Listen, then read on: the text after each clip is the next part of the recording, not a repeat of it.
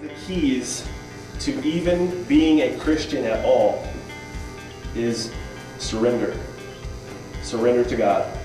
Giving up control. It's like this understanding that I don't have very much control in life. I need to understand that, and I need to give it to somebody who has control. I need to surrender. And surrender is such a negative word. We think, like when you hear that word, you just think it's a negative thing. As a Christian, it is supposed to be a beautiful thing. I need to understand that if there's not very much in life I can control, then why would I want to try to control it? Why would I not want to give it to a God who has everything in the palm of his hand?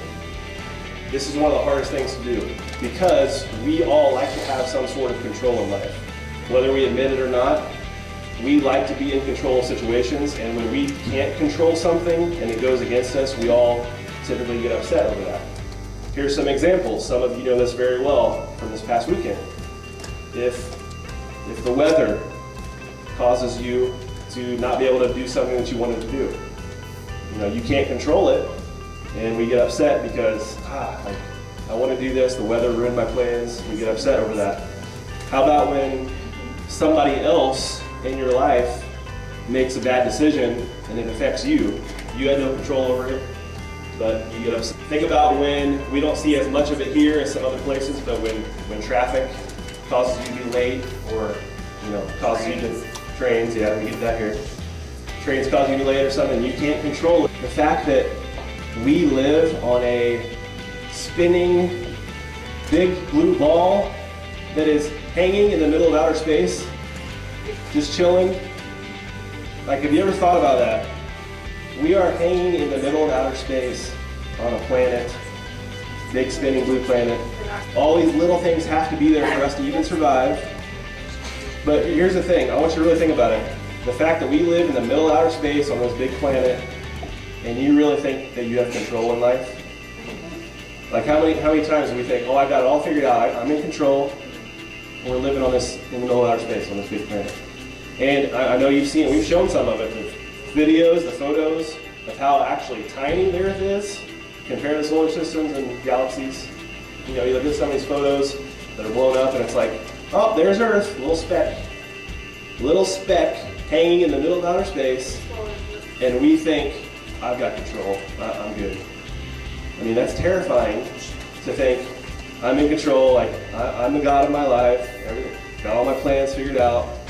We don't have anything figured out. And the sooner we realize that, the sooner we surrender everything to God who holds the earth in the palm of his hands, the better off we're going to be.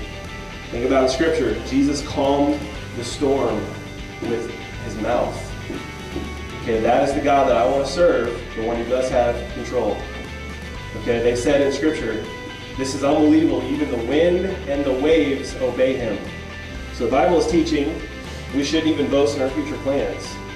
Like it's not saying don't make plans, okay? You can make plans, you want to plan for the future, plan for college, career, all that stuff, study for tests, all that stuff.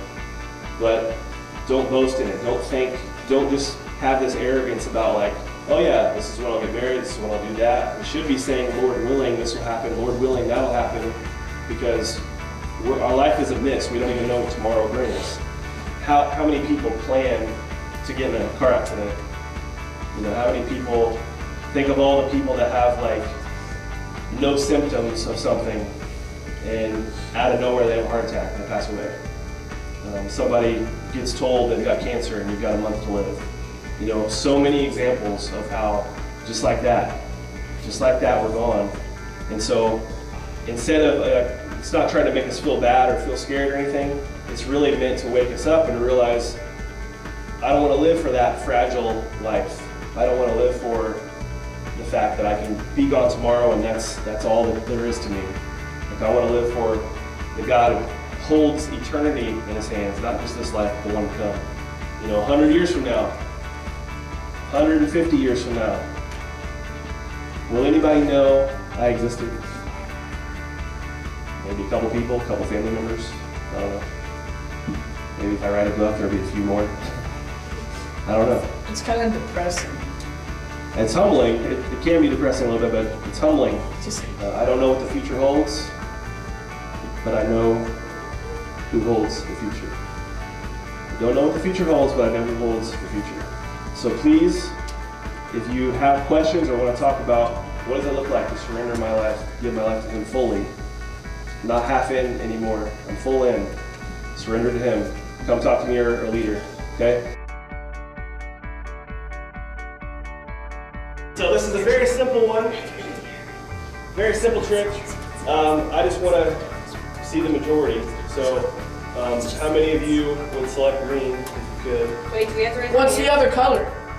There's green, yellow, blue up here. Okay. So green, we got 3, Oh, wait, no, what? 4. Yellow, On black. 5. Blue. Stop being racist. Everybody likes the color blue. All right. So you guys just randomly selected blue a little bit more than the other two, and that is the one I predicted you would pick. Thank you. Do you approve? I'll show you though. I want you to see my hands. I'm not manipulating these in any way. Okay. So I'm going to show you that the green piece of paper. There's nothing on this. Would you like to come see? There's nothing on this. Yes, I would like to see. Oh, that's green. Pass around if you like. That's I don't definitely Like, yes, I would like to see. But Same thing. Yellow. Okay, I did it. Yellow piece of paper. Nothing on it again. Oh my gosh! Wow. Surprising. You are very. I'm very Trust me. I know. I'm very enthusiastic. Okay. But the blue one. You guys have to be. It says blue There's on nothing. it. The blue one is going to have something on it. No, it's not. Tell us what this says, Adam. The youth group will pick his color. The youth group will pick this. It's because it's a widely liked color. Is that why? Yes. So I'm going to risk my reputation on a 1 in 3 chance. Yeah. I had a feeling. We all should have just picked another color. It's better Look, Mom, I than got 33% on my test. Hey, I'd be happy. 3. At least you didn't get a 0. Alright, here's the thing though. I did this one first because if you don't believe me, then the next trick will be a little harder. We'll see. I made a prediction about a card that you would choose. So now we have a 1 in 52 chance. Is that good enough for you? No. I want to make sure that you know I did not talk to anyone beforehand about this or anything. So what we're going to do is we're going to do it randomly. Like, I've got a little football here.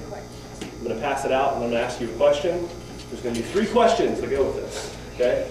So everybody knows I didn't just tell someone beforehand, hey, choose this card when I tell you or something like that. Okay? So, we're comfortable though with a lot of randomness. This was the card we chose as a group. It was not something somebody told me beforehand. I made a prediction that you would choose the 4 of spades. Right? Yes. No. Sure. I think 4 so. of spades. The Okay. even. In this 4 of spades. deck right here, you can watch my hands if you Yeah, want. there's no such thing as the can't odd take the 4 of spades. All of these Come out of it cards. when you, like, What? They're just gonna like come out of it. All of these cards are going to be, Are you as supposed you to? can see, face up, all the way through, all the way through, Oh, wait, that one's not face up. except for one That's card. because that's the one that's going to be 4 of You can still watch my hands, spades. there's only that one card. It's like a 6 of hearts. He's like, dang. I knew she would have been a dude. Again, every other one is face up. He has another card in his pocket. Which card did you choose again? I don't remember. 4 of spades. 4 of clubs. No,